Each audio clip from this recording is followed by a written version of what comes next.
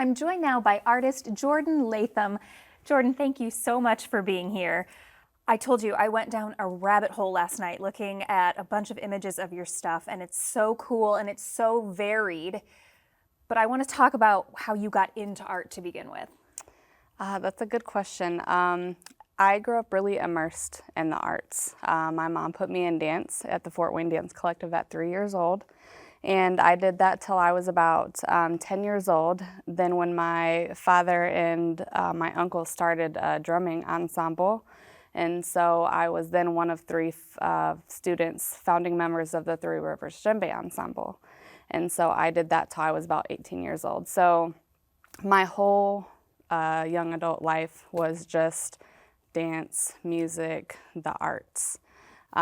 So naturally, I've been an artist, a musician, in one way, shape, or form pretty much my whole life. That's incredible. At what point did you start kind of dabbling in visual arts, and did you fall in love with it immediately?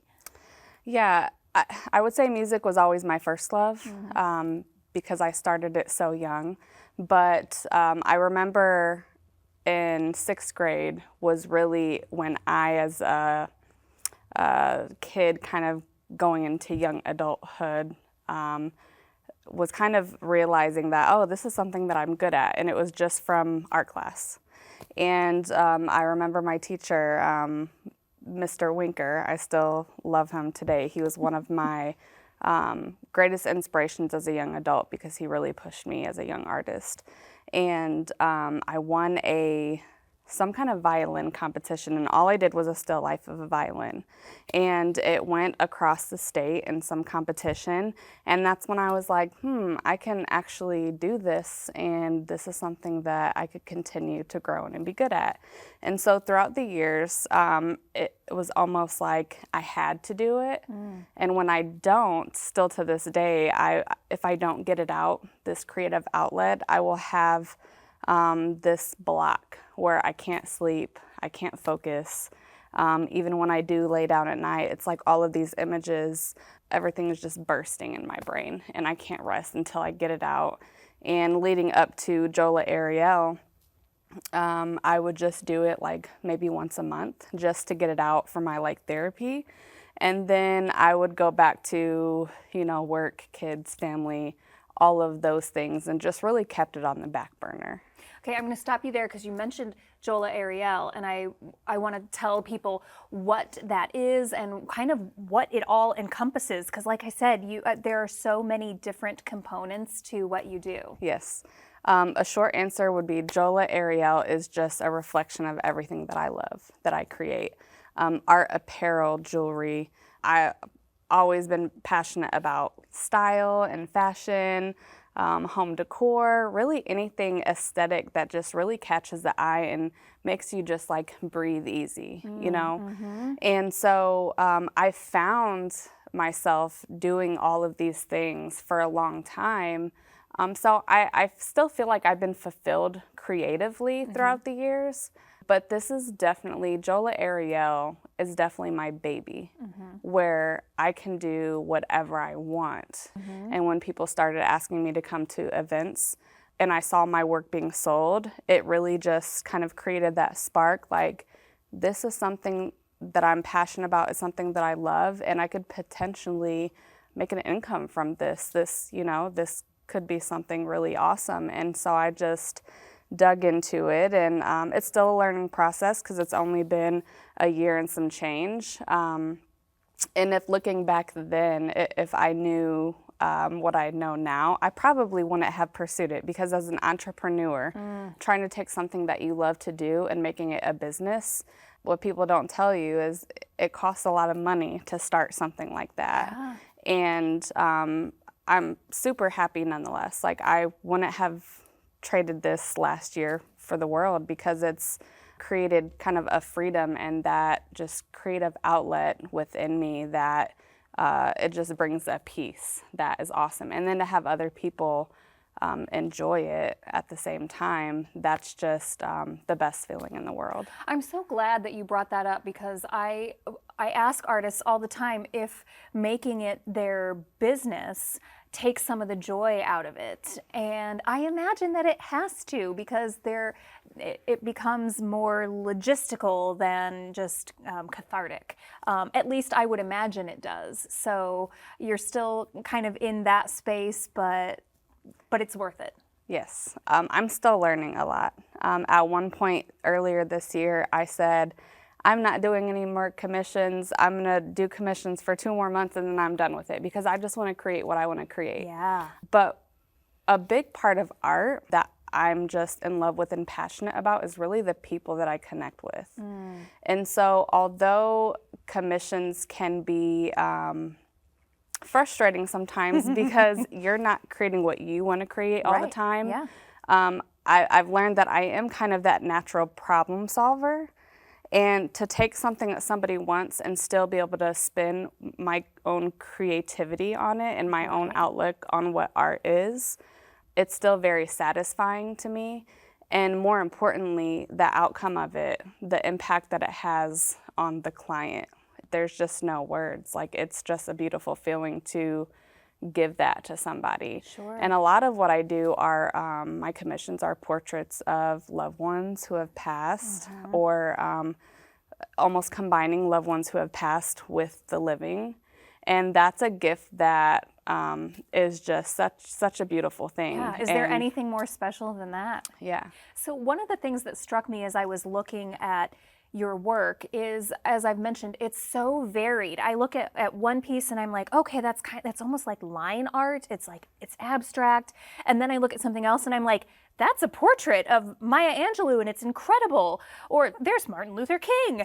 And then you have your apparel. And so what is it that inspires you? Or maybe the easier question is, what doesn't inspire you? I would say it's what doesn't inspire me. Sometimes it's I simply want to tell a story, or I want to bring attention to something really important.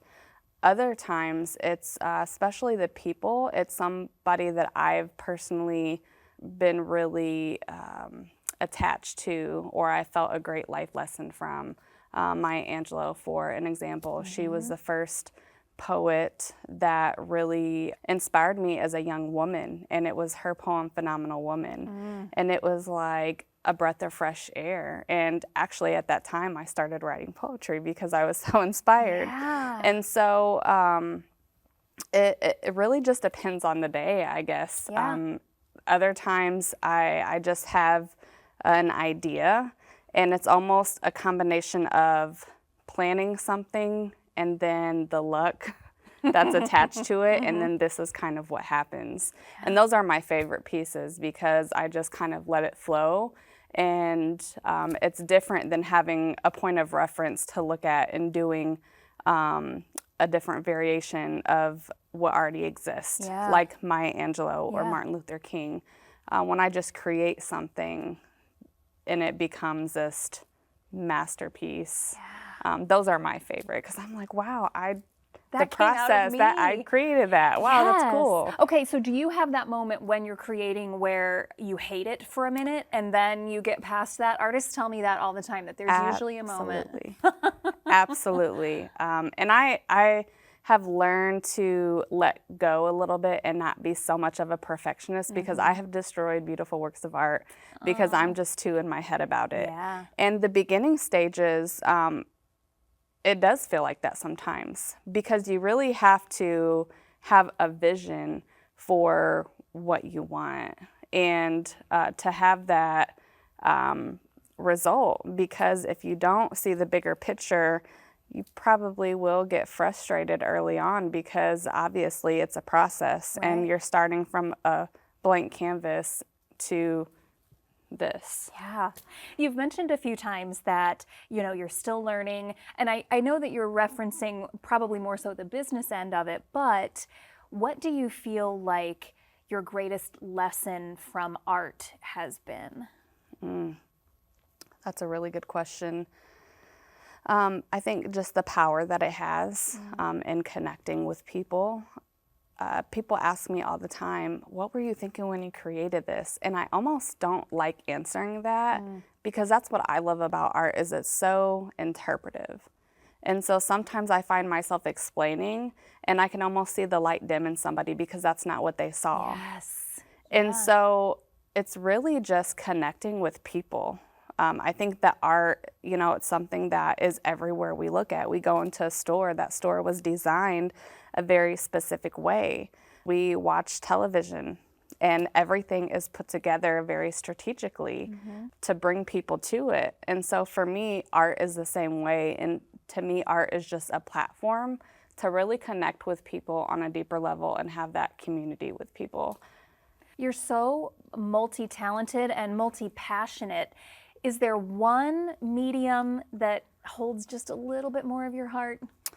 I love paint with ink on it. That's kind of a style that I'm forming.